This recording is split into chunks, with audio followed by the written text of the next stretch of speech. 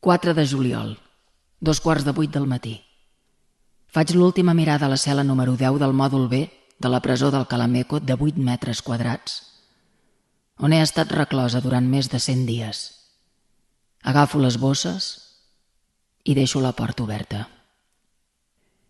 No veiem cap companya, només els funcionaris, la Dolors i jo.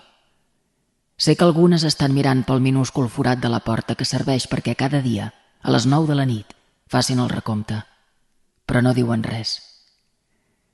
M'acomiado de la Maria, la funcionària que ens ha obert la porta, la que estiueja l'Estartit. Barreja de sentiments, emocionada, esperançada, contenta de tornar a Catalunya i trista per tornar en una furgoneta de la Guàrdia Civil a la presó de Figueres. Abans de sortir passem pel detector de metalls i ens prenen les empremtes digitals una vegada més i anem directes al furgó. Som 3, la Dolors, la Mabel, una de les noies que ens ha fet classes al poliesportiu, i jo. Ella també vol venir a Catalunya i té la seva família, però es quedarà a Zuera. Sortim poc després de les 8 del matí. No ens posen les manilles, ens deixen un llibre per llegir, però són massa les emocions per concentrar-me en la lectura. El furgó és claustrofòbic. Primera parada, presó de Zuera, a la vora de Saragossa. Baixem, són les 11 del matí. Ens ofereixen aigua, fruita i un iogurt. Canviem de furgó. La Mabel es queda. M'acomiado d'ella. Ja no la veuré més. El furgó és més obert. Podem veure la carretera a través del vidre de davant, malgrat que hi ha una reixa de ferro. No em puc concentrar en la lectura. Vull veure quan entrem a Catalunya, però no arriba mai. Anem en silenci. Veig cartells de Barcelona i Lleida a l'autopista. Més cartells. Finalment ja hi som. Hem arribat a Catalunya. Ploro per dins. Soc al meu país, però no vaig a casa. Passem per l'àrea de servei on em vaig aturar els dies 2 i 10 de novembre de l'any passat, tornant del Tribunal Suprem i de la mateixa presó d'on vinc ara. Aquells 2 dies en què vaig tornar a casa. Entrem a l'AP7 i m'emociono. És el camí que he fet milers de vegades per anar a veure la meva mare. Veig les muntanyes de Montserrat i se'm fa un nus a l'estómac, perquè conec pam a pam el camí. Tants paisatges coneguts, tants moments viscuts.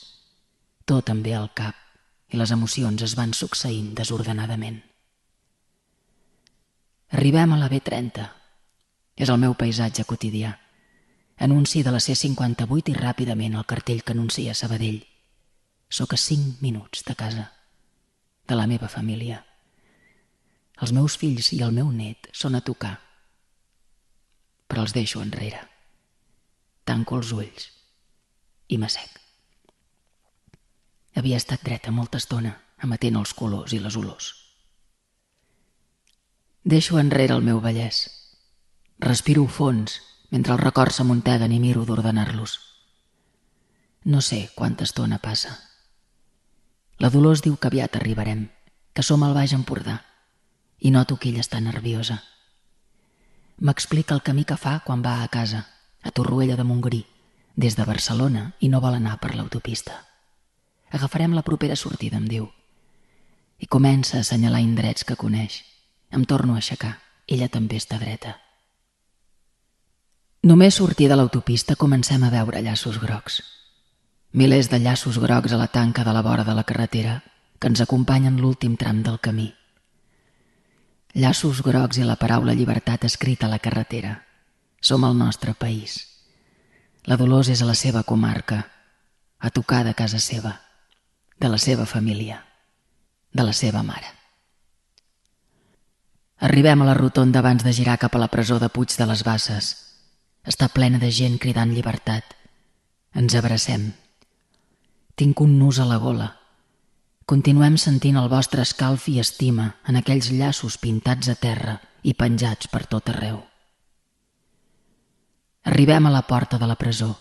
Crits de consellera i presidenta. Després de molt de temps tornem a sentir-vos cridar m'omplo un sentiment d'orgull i d'emoció. Entrem. Una porta, una altra. Som a dins. El cotxe s'atura. Baixem. Trepitjo terra catalana després de 103 dies i noto que 2 llàgrimes em baixen galtes avall. Som al meu país, però encara no a casa. Carme Forcadell Lluís. Presó Puig de les Basses, cel·la 14, dia 4 de juliol del 2018.